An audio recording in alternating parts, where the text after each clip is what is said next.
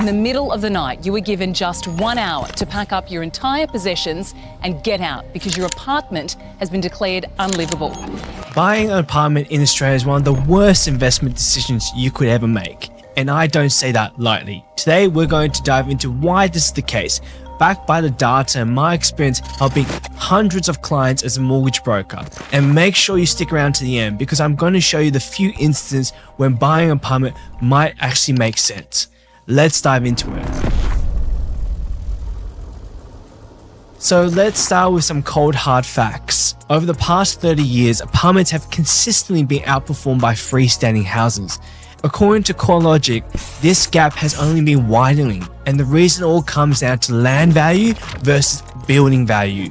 When a bank values a property, they split into two components, the land and the building value. The key difference between the two, the land appreciates in value over time, while the building value depreciates due to wear and tear. Here's where apartments fall short. If you buy an apartment in a high-rise, your share of the land is tiny. Just because your apartment might be 100 square meters doesn't mean you own 100 square meters of the land. Instead, the land that the entire complex is built on is divided equally among all the apartments in the building. For example, let's say you have a 2,500 square meter block that has 500 apartments. Each unit only represents 5 square meters of land value. Compare that to a house sitting on a 500 square meters of land. The house has way more land value, driving its appreciation. This is why so many people who buy a brand new apartment see their value drop within the first few years. The depreciation of the building combined with the minimum land value causes prices to decline instead of going up.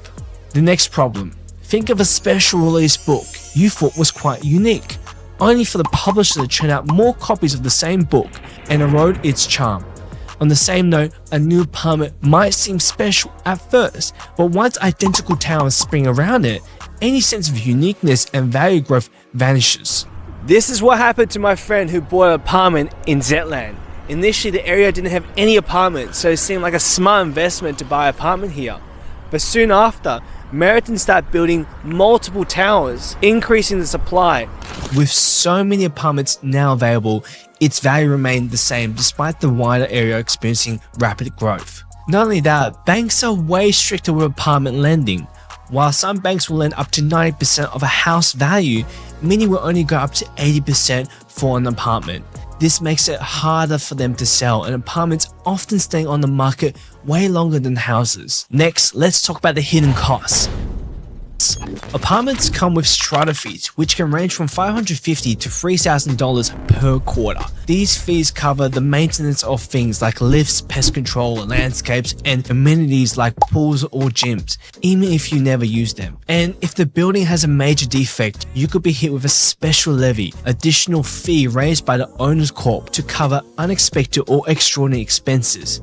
This cost a client of mine over $50,000 once, leaving him financially devastated. Apartments also come with loads of restrictions that you typically don't face with houses. Renovations often require strata approval. Some buildings don't allow pets, and good luck if you want a workshop or outdoor area. Not only that, but one of the biggest reported issues is noise complaint due to neighbors above and besides you.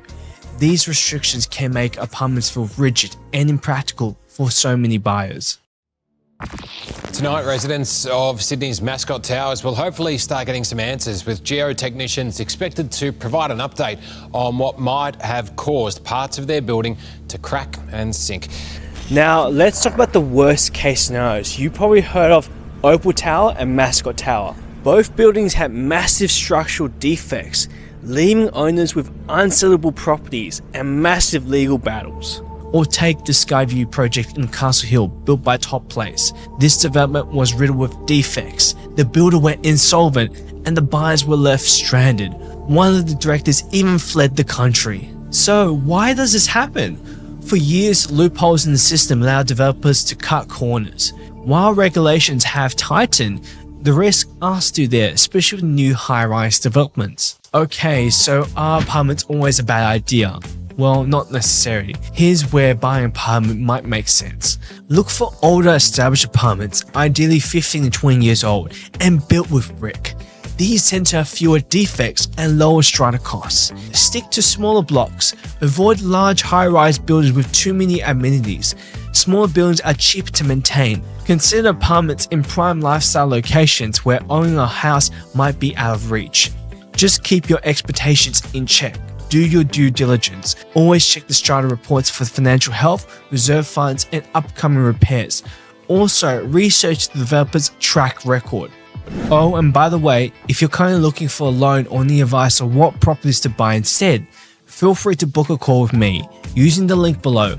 I'd love to help you make the right choice. So, there you have it. Buying an apartment in Australia is usually a bad investment, but now you know exactly why. If you're wondering what you should buy instead, I'll cover that in my next video right here. Click here to watch and I'll see you there.